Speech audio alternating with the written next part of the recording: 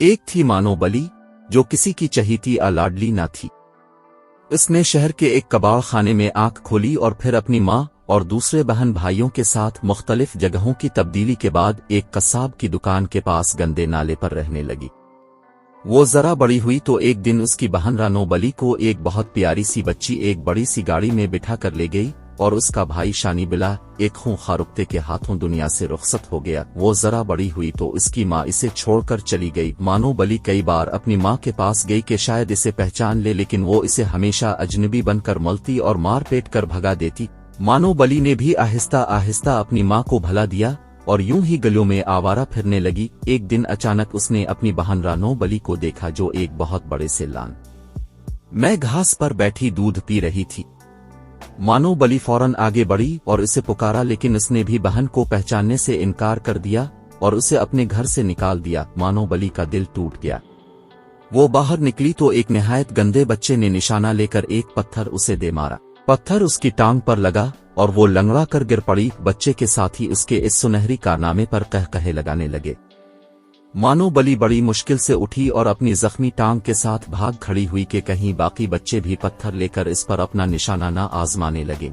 इसे इंसानों पर गुस्सा आने लगा कि वो किस दीदा दिलेरी से हम जैसे मासूम जानवरों पर जुल्म करते हैं और उन्हें कोई कुछ नहीं कहता। वो अपनी जख्मी टांग के साथ एक घर में दाखिल हुई तो वहां एक मेहरबान बच्चे से इसका वास्ता पड़ा। बच्चे को उसकी हालत पर बहुत तरस आया। कुछ देर बाद वो इसके लिए एक प्याले में दूध ले आया। मानो बली पहले तो झिझकी, उसे भूख भी जोरों की लगी हुई थी। उसने बच्चे की तरफ देखा जो दूर जा खड़ा हुआ था। मानो बली ने थोड़ा सा दूध पिया तो उसकी भूख और ज्यादा जाग उठी। उसने जल्द ही सारा दूध पी लिया और लेट गई।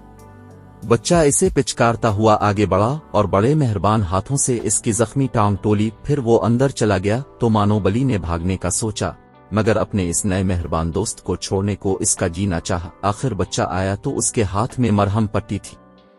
मरहम पट्टी होने के बाद मानो बली को कुछ सुकून हुआ तो वो सो गई। अगले दिन बच्चा उसे अपने घर के अंदर ले गया। इसके वालिदैन भी मानो बली को मेहरबान और अच्छे मालूम हुए।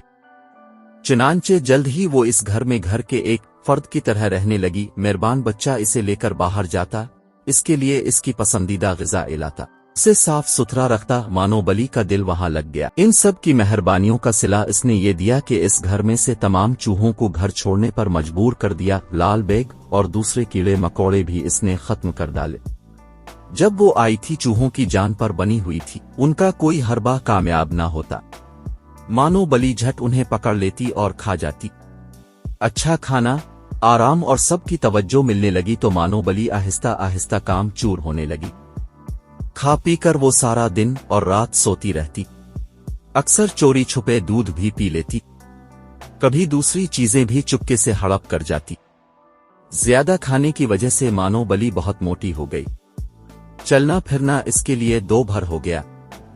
एक रोज चूहों ने बावर्ची खाने पर हिला बोला तो मानो बली उनके पीछे दौड़ी, मगर जल्द ही थक गई। चौहे भी मानो बली की कमजोरी जान गए थे।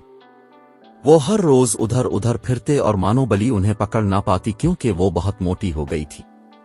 दौड़ने से इसका सांस फूल जाता और वो थक जाती। एक दिन इसने घर वालों को कहते सुना कि मानो बली को वापस छोड़ देना चाहिए क्योंकि ये किसी काम की नहीं रही। इतना सुनकर उसके होश उड़ गए। इसे अपनी आवारागर्दी और गरीबी के दिन याद आ गए। इसे इंसानों की खुद गर्जी पर गुस्सा आया, लेकिन कसूर उसका अपना भी था। चुनांचे अगले दिन से इसने ज्यादा खाना पीना छोड़ दिया और बाकायदगी से रोजाना दौड़ना भागना वर्जिश करना शुरू कर दी। सस्ती काहली छोड़कर काम को अपना लिया और फिर जल्द ही वो दोबारा चूहों के लिए खतरे का निशान और घर वालों की आंख का तारा बन गई।